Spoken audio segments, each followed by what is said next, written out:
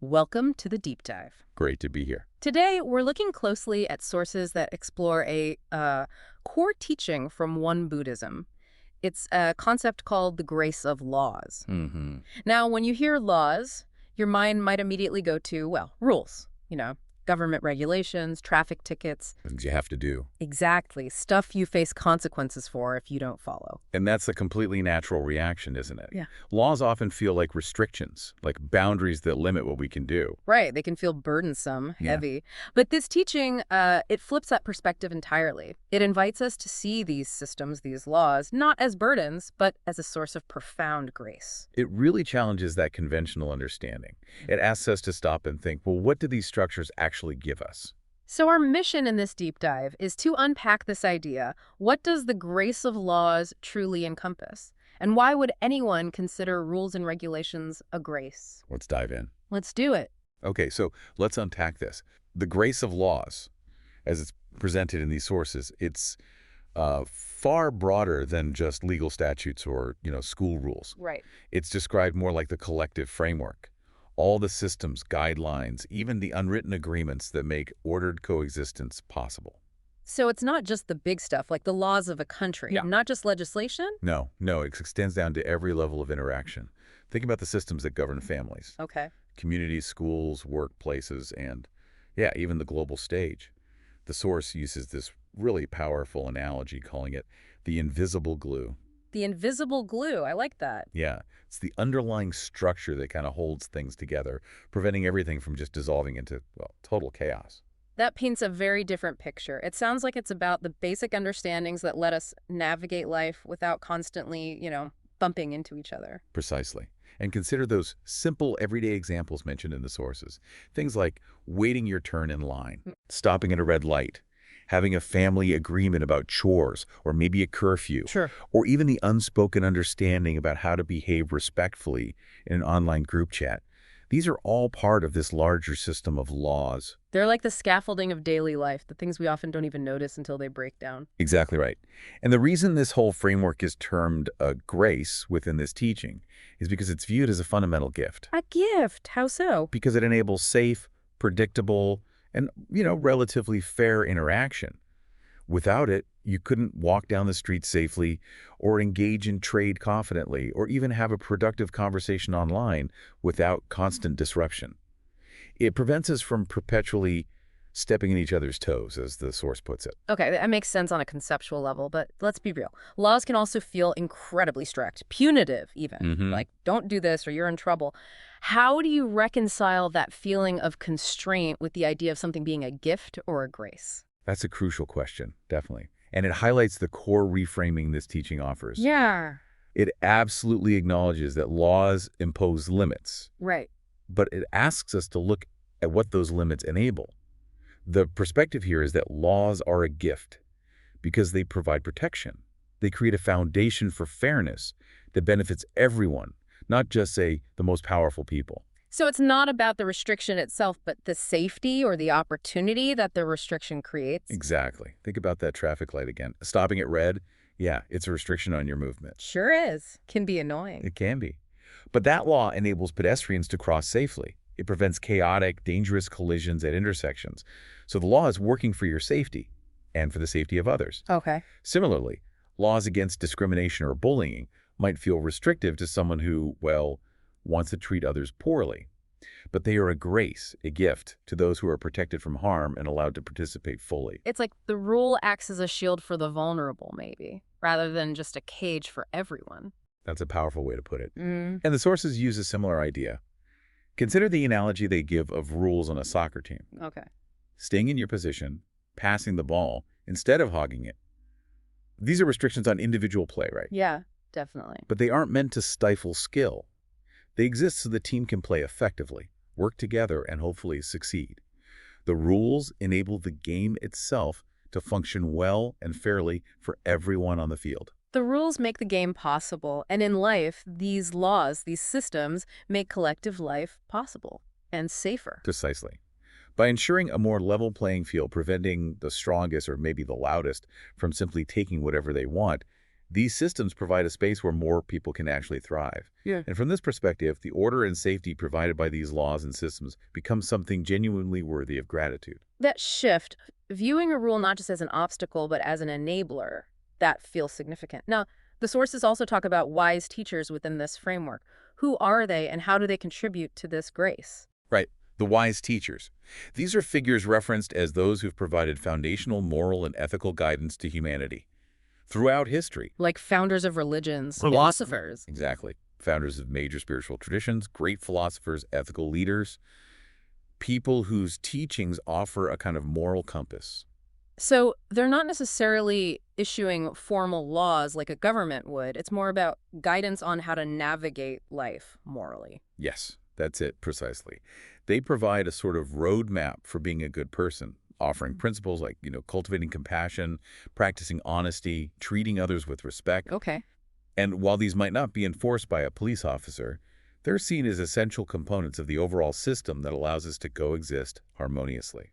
Like a teacher in a classroom showing kids how to talk through disagreement instead of just getting angry, that's teaching a principle for peaceful interaction, right? That's a perfect modern example. Or think about the teachings of the founder of Won Buddhism itself, emphasizing principles like equality and harmony. Even, the fundamental advice a parent gives, like treat others how you want to be treated.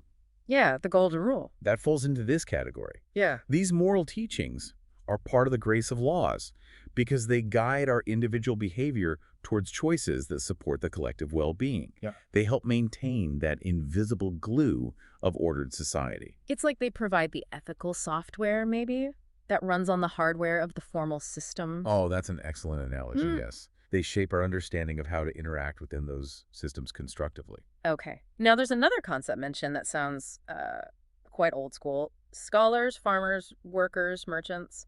How does this kind of historical division fit into the modern understanding of the grace of laws? Right, that categorization comes from a traditional way of describing the key functional roles within a society. It highlights the different kinds of work that are essential for a community or a nation to thrive. So, scholars provide knowledge? Exactly. And guidance. Farmers produce food, workers create goods, merchants facilitate the exchange of all these resources. But what's the relevance today? I mean, we have so many more specialized jobs now. It feels a bit dated. The core idea translates directly, though. It's about recognizing the vital contribution of everyone who fulfills a necessary role that keeps society functioning. Think of teachers educating the next generation, farmers providing sustenance, factory workers manufacturing essential goods, healthcare professionals keeping us healthy, or even the people running the complex digital infrastructure we rely on every single day.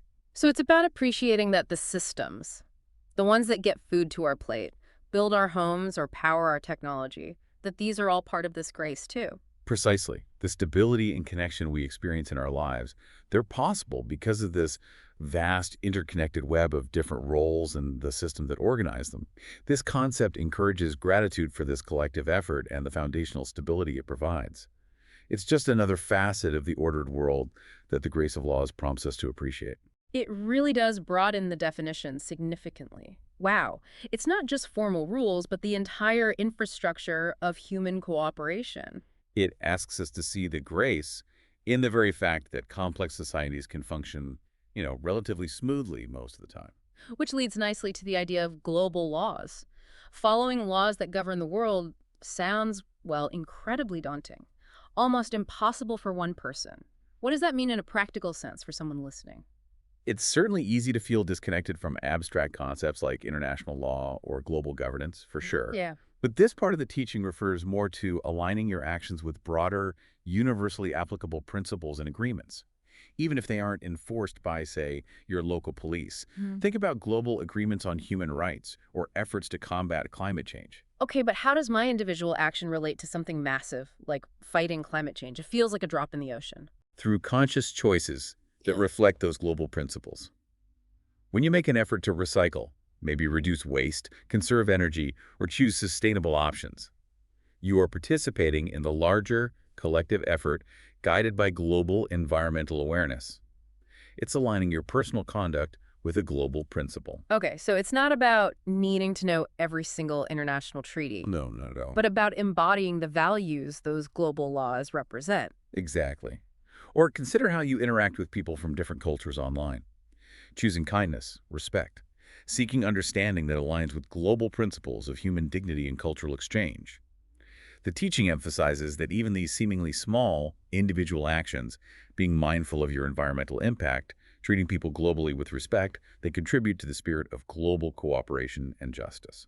They add up to make the world better, as the source suggests. It connects the personal ethical choices to these huge global challenges. It bridges that gap, yeah, between the individual and the universal. Okay, let's tackle the most counterintuitive idea, I think. That laws give us freedom. We usually think of laws as limiting freedom, right? Telling us you can't do that. How can they possibly be a source of freedom? Yeah, this is where the teaching offers a really different definition of freedom.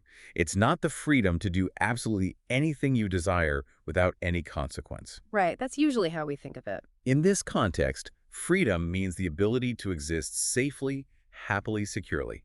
It's the freedom from constant threat or chaos or unfair treatment. So following the rules actually grants that kind of freedom and that security. Yes. By upholding traffic laws, you gain the freedom to travel without constant fear of collision. By having and following school rules that prevent bullying, students gain the freedom to learn without fear. When systems like contracts or property rights are respected, people are free to engage in trade and build wealth securely. I see. So if there were no rules or if rules weren't followed, the chaos would actually limit everyone's ability to live freely and securely. Precisely. Lack of order leads to unpredictability and danger, which are the ultimate limitations on freedom in this sense. The sources argue that by creating a predictable, safe, and fair environment, laws provide the essential foundation for individuals to pursue their goals and live fulfilling lives without being constantly worried about being harmed or exploited. So the real gift of the grace of laws, it isn't permission to do anything, but the security and stability that allows you to live freely without the chaos. That's the powerful claim. The order provided by these systems, from the smallest social agreement, like letting someone merge in traffic, to the largest international principle, is what liberates us from a state of insecurity and fear. It enables a deeper, more meaningful kind of freedom, the freedom to thrive. Wow. This deep dive really has redefined what the word laws can mean. It's a massive shift from thinking of them just as impositions, as burdens, to seeing them as the very fabric that holds a fair and safe world together. It's about cultivating gratitude, really, for the structures, both visible and invisible, that make ordered life possible and genuinely improve our ability to live well together. So for you listening, here's something to think about. A provocative thought, perhaps. Now that you've explored this perspective, what rule or system in your life, big or small, what are you actually thankful for? Or maybe, when you look around today, what specific example of rules or structure do you see actively contributing to peace and stability? Perhaps in a way you hadn't quite appreciated before. Yeah, take a moment to reflect on how this concept might apply to your own experience of navigating rules and systems today. It's a worthwhile reflection. Thanks for joining us on this deep dive into the grace of laws. We look forward to exploring more ideas for a better world with you next time.